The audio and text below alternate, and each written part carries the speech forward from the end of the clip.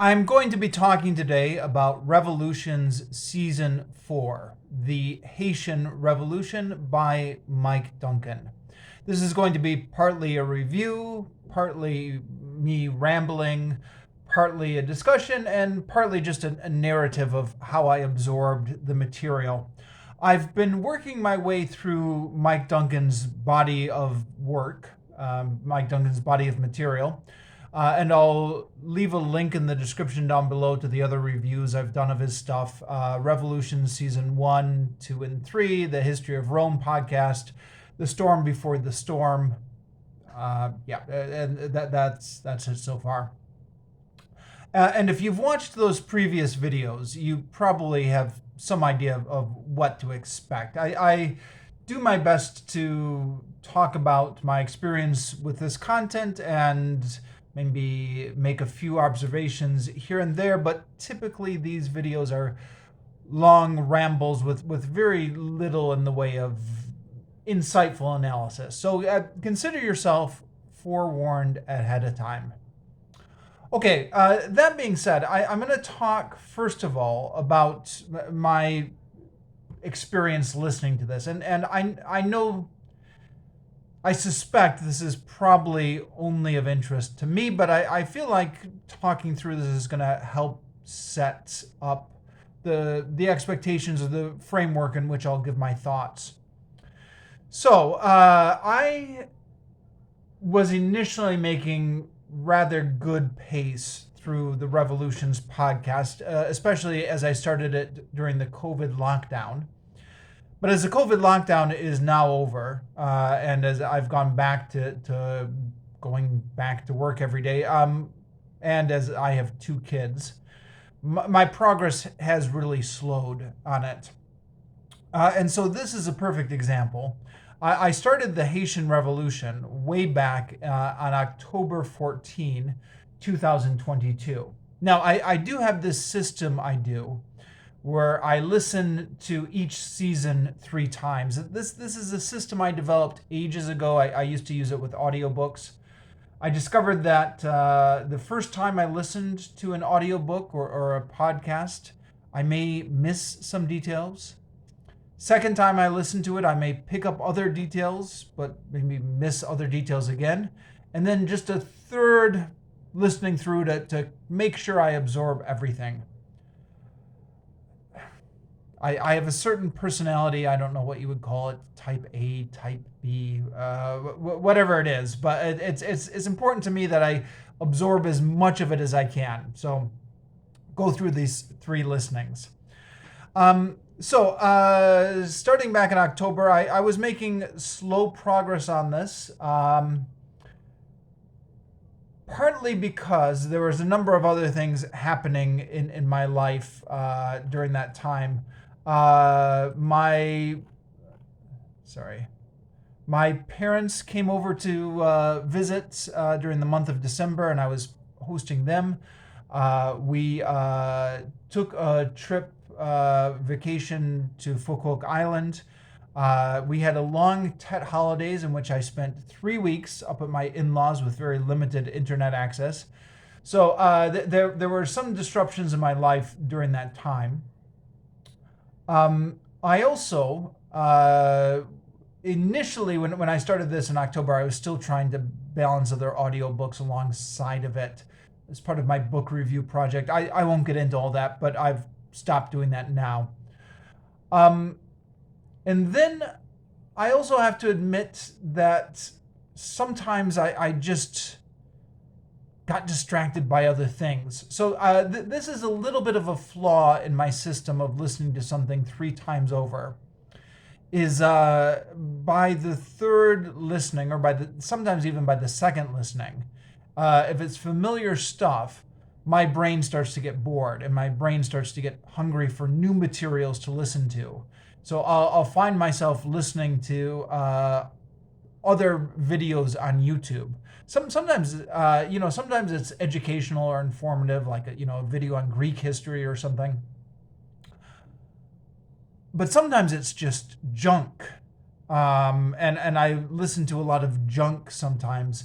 I think it must have to do with the way our brains are just programmed to seek out new information. So when you're re-listening to something, your brain starts to get a little bit bored, and then your brain is like, feed me something new. So I don't know. Maybe that's a flaw in my system of listening to it 3 times through. But there were days when I got distracted by other things.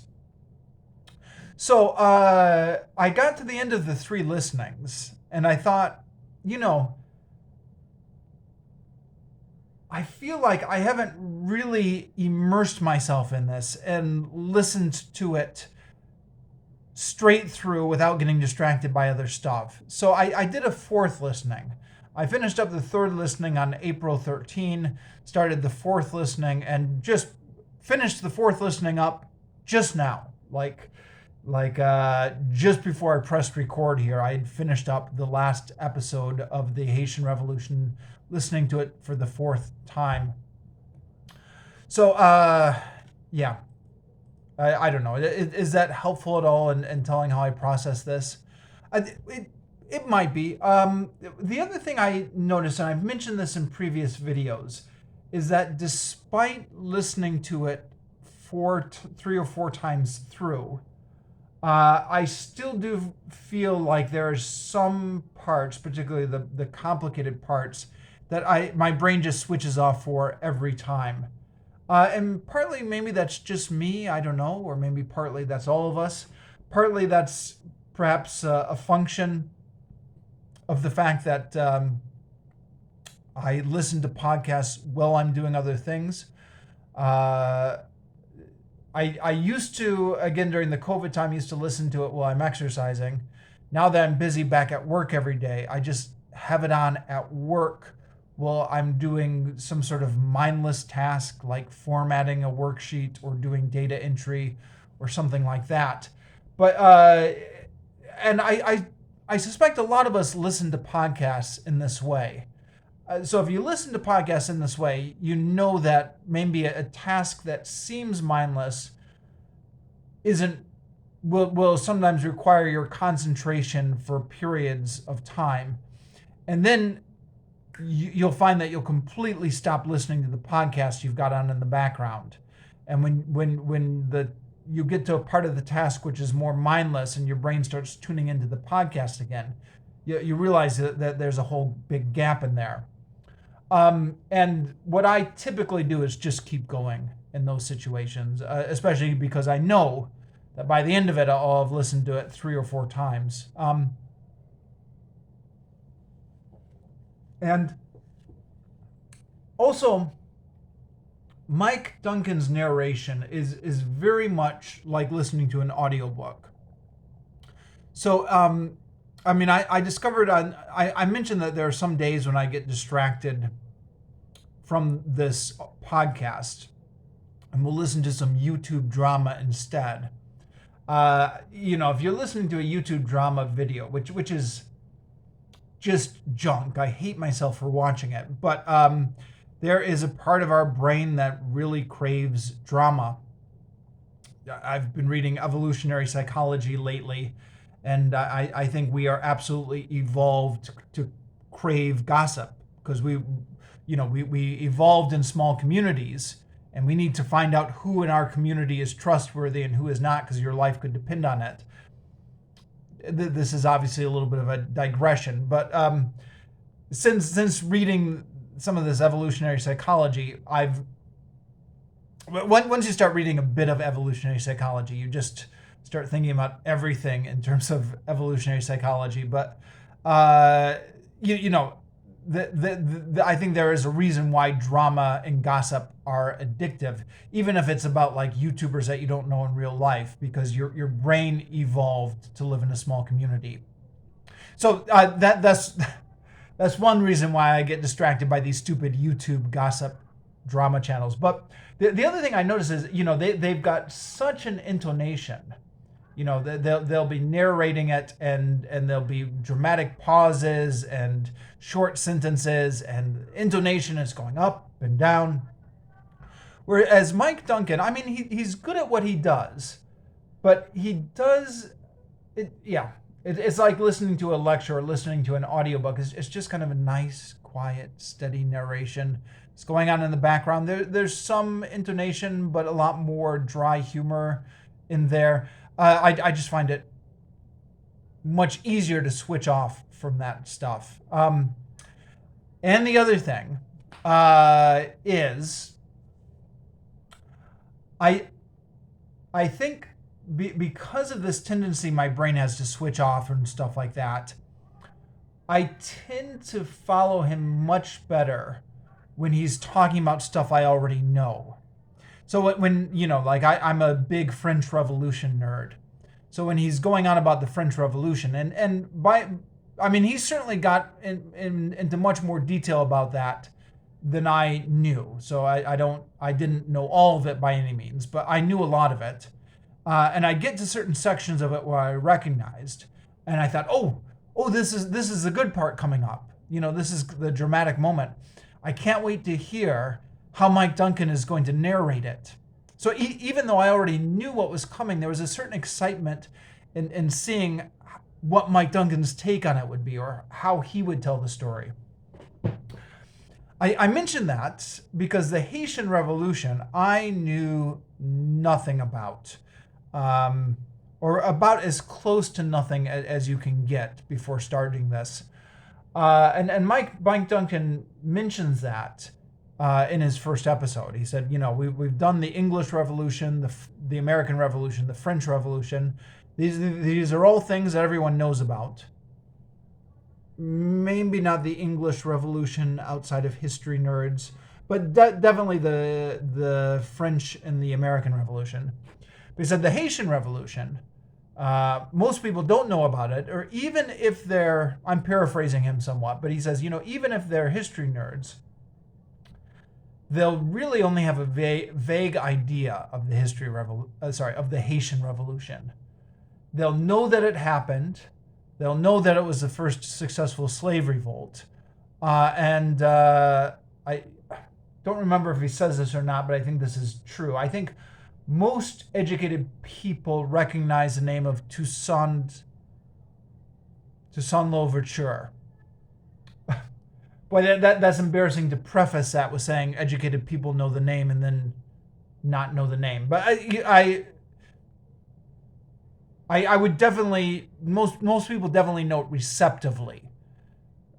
People who have gone to college, right? You say that name to them, they'll recognize it kind of.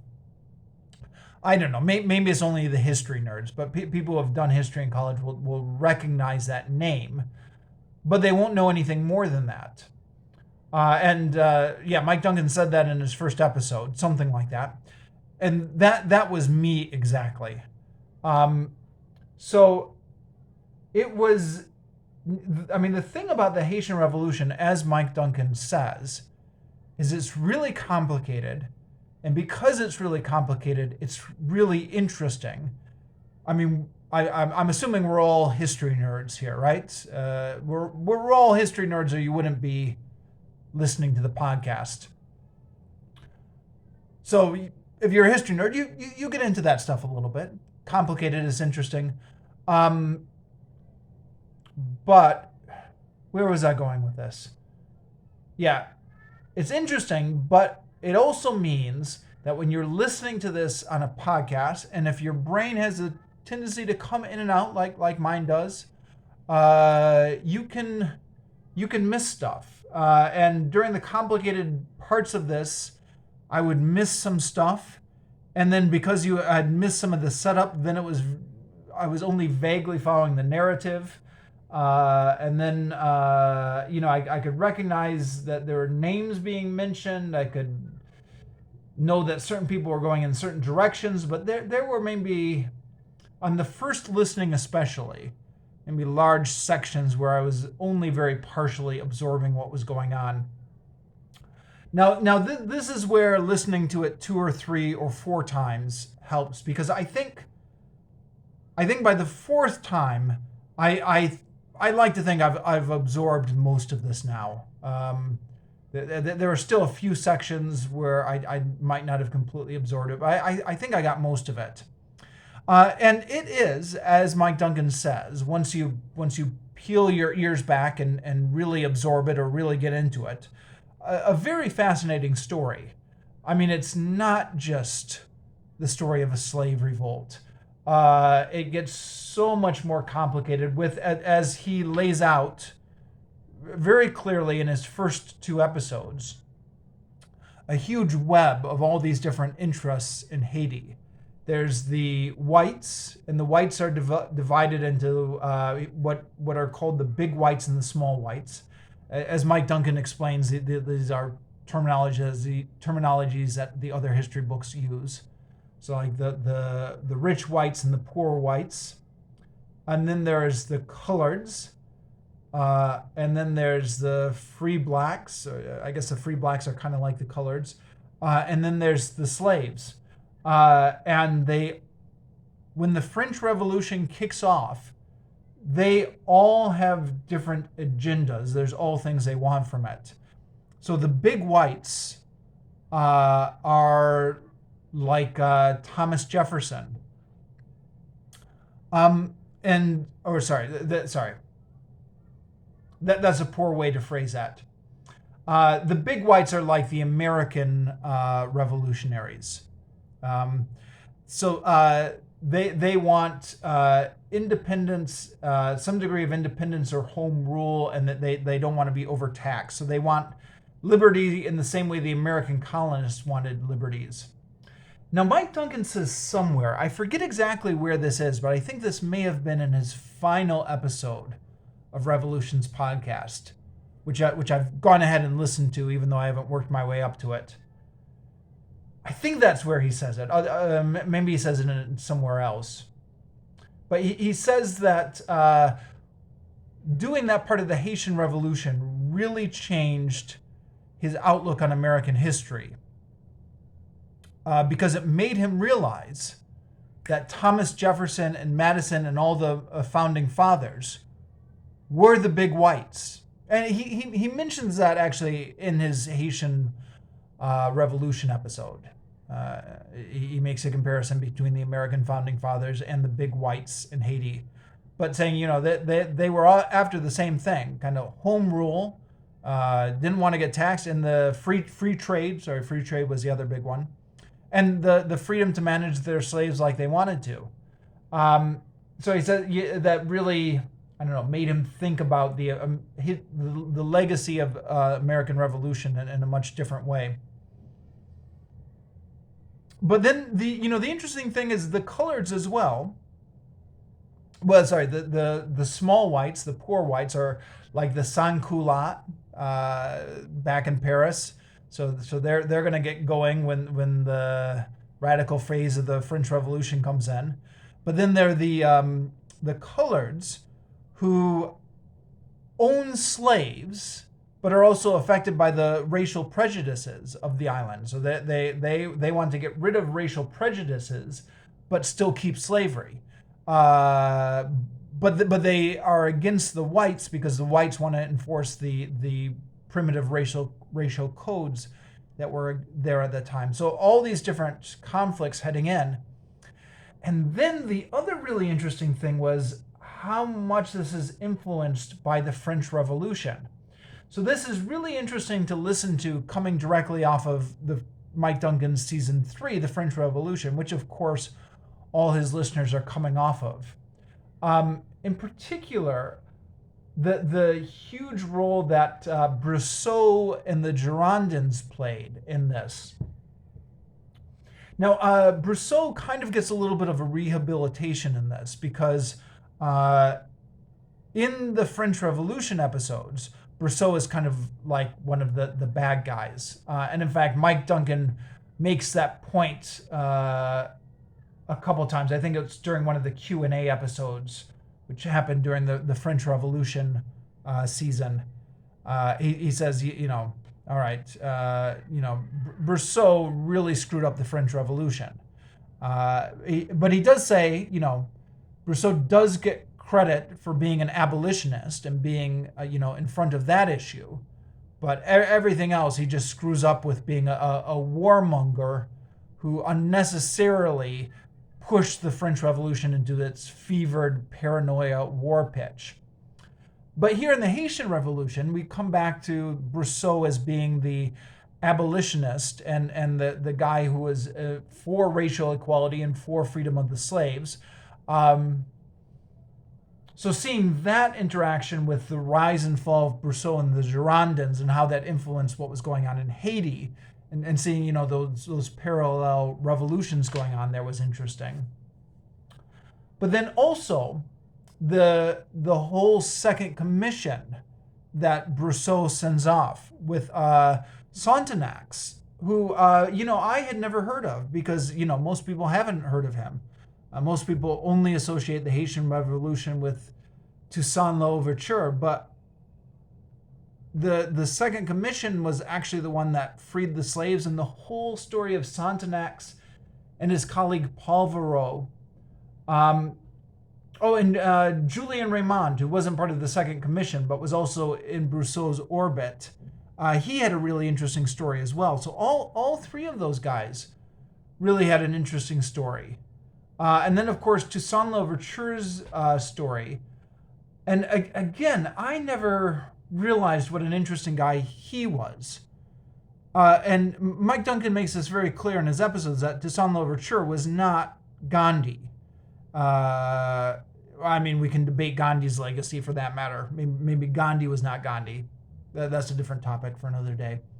But he was not a nice guy all the time. He was always looking out for himself, and he did some horrible things, but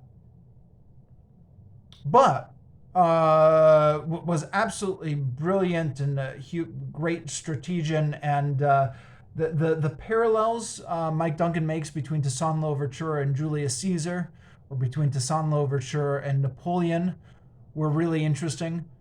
And I never even realized that Toussaint Louverture wasn't the one who led Haiti to independence.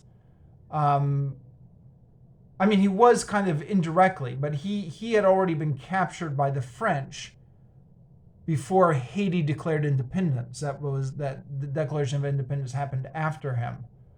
And I don't think, or I think maybe I had read somewhere about Toussaint Louverture's tragic end, but I probably had forgotten about it because he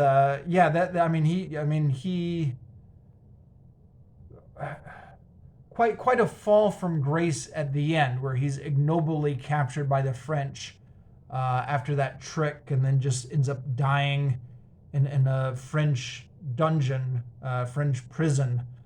Completely neglected and forgotten.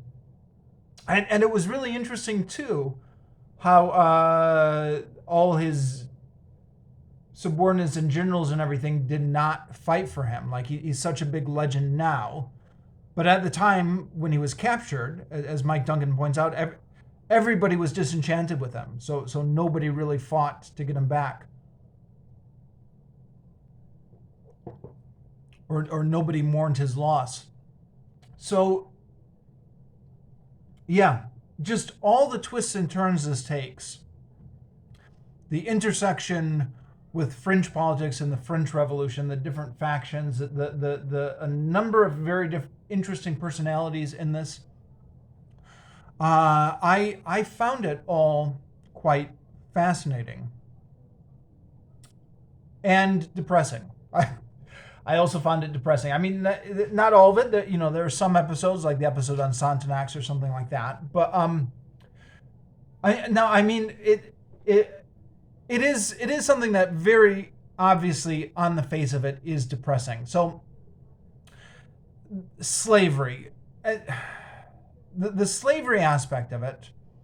I think Mike Duncan is giving the impression in his first couple episodes that slavery in Haiti was worse than it was in the U.S. I don't know. It was pretty bad in the U.S. as well, wasn't it? But just the conditions of working in those sugar plantations were, I think he uses the word hellish. And it's I mean, I know this is not the slavery is something that we all learn about in school, so I don't want to sound like some sort of sophomore discovering some sort of something for the first time. But you can't help but think, listening to those episodes, about human nature and how humans will be completely inhumane to each other for money. Um, and I wondered while I was listening to these episodes, is this just the way human nature is? We will completely screw each other over for money, or torture each other for money, and then we'll justify it to ourselves by saying, oh well, that's the natural order of things, or something like that.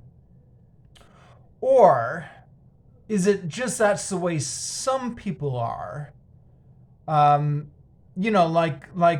nowadays, right? There are people completely screwing over the planet, carbon emissions and sweatshop factories and stuff like that. And there are also people who are socially conscious, activists who are trying to stop them. And maybe that's all the way it's always been throughout history. So you go back to 1790s, and there was an abolitionist movement, and there are also slaveholders. So maybe throughout history there have been always two types of people: the people who will do anything for money, and the people who are trying to impose some sort of constraints or restraint on them, and they're just always one step behind. Like the laws and regulations and social movements always take so long before they gather enough momentum to catch up to the people who will do anything for money. But then, on the other side of it, once we get into the Haitian Revolution, we get a lot of massacres on both sides. So the French massacring the blacks, the slaves, and then the blacks massacring the whites, or the French, at the end of it, in episode 18.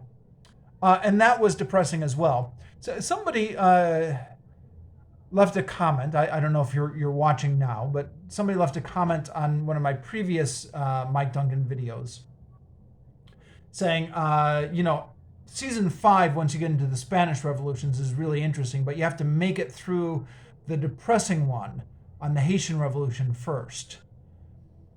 And I kind of did feel like the Haitian Revolution is the depressing one. But then I thought, well, but there were massacres in the French Revolution. I mean, there were lots of massacres in the French Revolution. And going forward into the other revolutions, the Paris Commune, that's a big massacre. Plenty of atrocities in the Russian Revolution, right? When you talk about revolutions, there are always these massacres. I think Mike Duncan said somewhere, maybe it was on Twitter, and he's probably deleted it by now because he periodically deletes his tweets. But I think he said, maybe in a past tweet, he said, revolutions are tragedies. Because they seem to, there's this initial wave of optimism, but then they just seem to devolve into the Civil War and these horrible massacres on both sides. And that was true of the French Revolution as well, right? So why do I find the Haitian Revolution more depressing? And I'm wondering, were the massacres worse? It gets a little bit hard to tell, right? I mean, certainly when you're listening to these histories, it does just seem like, well, there are massacres in the French Revolution, there are massacres in the Haitian Revolution. Who's to say which one is worse? I'm not sure if the racial element makes it more depressing. I was thinking about this. Maybe there's something about killing all the whites, which just... the whole concept, I guess, there are massacres in the French Revolution, but they were more ideological, right? So maybe it seems less fatalistic, like you could get out of it if you switched your ideology, or you're not doomed to die just because of the color of your skin. Or maybe it's just because killing somebody based on race is the the low points in any era of human history. I mean, I don't know. And then he caps it off with a history of Haiti, which is an hour and 40 minutes. Now, again, I've gone through this 4 times. I do have to confess, sometimes as I'm switching back and forth between machines, right? Like I've got my computer at work, I've got my computer at home, occasionally listen to episodes on my smartphone. Sometimes keeping track of where I am in that final episode as I'm switching back and forth between machines, because I don't finish it all in one sitting, obviously. Listen to 15 minutes here, 15 minutes there. So, sometimes it takes me a few days just to work through the final episode on any of my various listenings. But yeah, he goes all the way from the history of Haiti up until the present day, which he doesn't do, I believe, with any of his other revolutions. But he feels it's important to give kind of Haiti's context in the world. Now, there is a ton of interesting stuff in there. There's also, I don't know, maybe this was just me, but some of it got a little bit tedious. Like, okay, first this guy, then this guy, like, it did kind of seem a little bit repetitive, where I guess history can be repetitive. There was a strong ruler, then there's a bunch of problems, so there's an uprising, then there's a new ruler, then there's a bunch of problems, there's an uprising, then another ruler. It does kind of seem like you're slogging your way through that to a certain extent.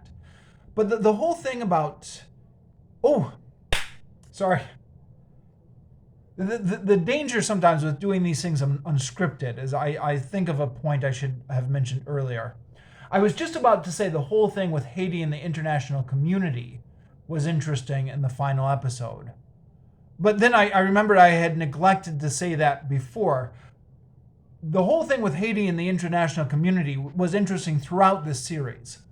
And that's another reason why it's so fascinating to listen to, in spite of the really depressing elements to it. But the French-American diplomacy and how that impacted Haiti. And the whole thing about the Louisiana Purchase and how I don't think I ever really realized that whole deal with the Louisiana Purchase, where France had bought it from Spain, but wouldn't admit to America that they had Louisiana. So the American government was trying to get France to acknowledge that they had Louisiana, which ties into Haiti because the American government refused to assist the French expedition to retake Haiti because they were really worried about the plans for the potential French plans to establish an empire in North America, because France has secretly bought the Louisiana territory from the Spanish, or had been ceded. I don't remember how they got it, but yeah, that was another thing that was fascinating throughout, and fascinating in the final episode. And then, of course, all the American invasions of Haiti.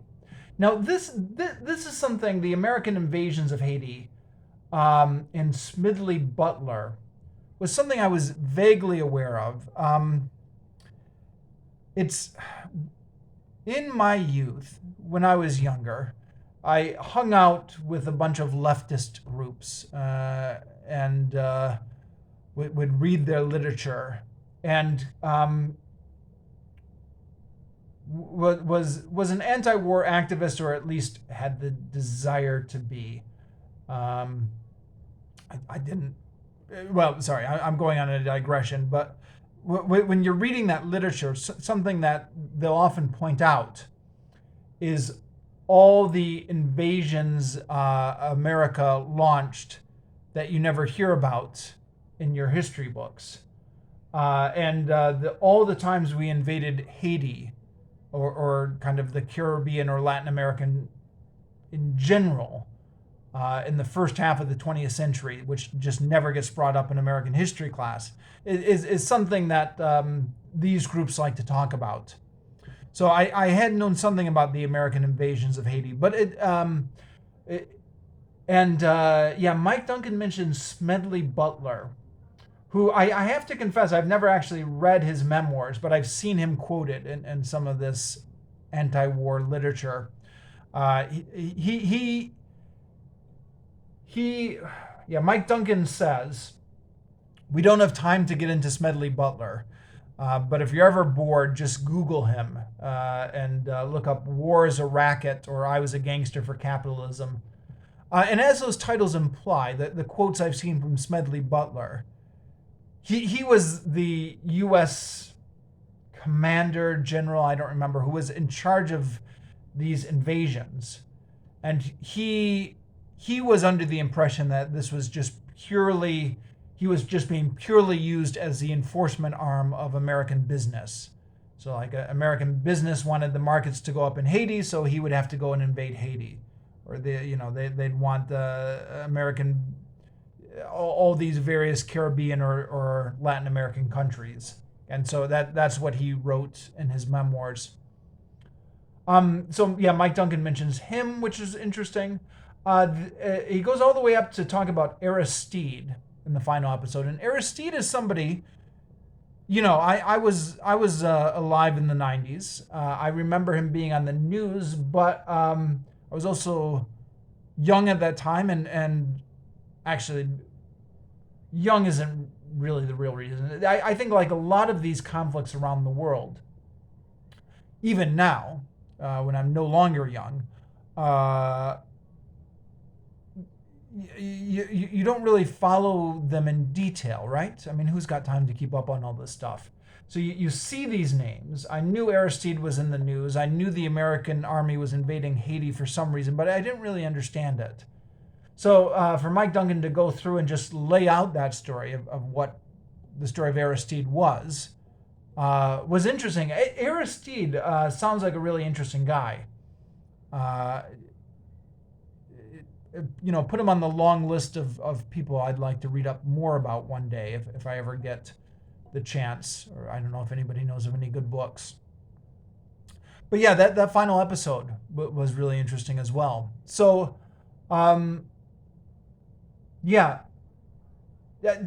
circle around to what I said originally, or not originally, but near the beginning of this video, I said I tend to absorb these podcasts better when I already know the history. So the French Revolution, I absorbed that one better because I already knew it, and I was able to compare the knowledge I already had to what Mike Duncan had. It made me more attentive. I think it also helped if my brain ever did switch off. It made it easier for me to catch up with him again when my brain came back.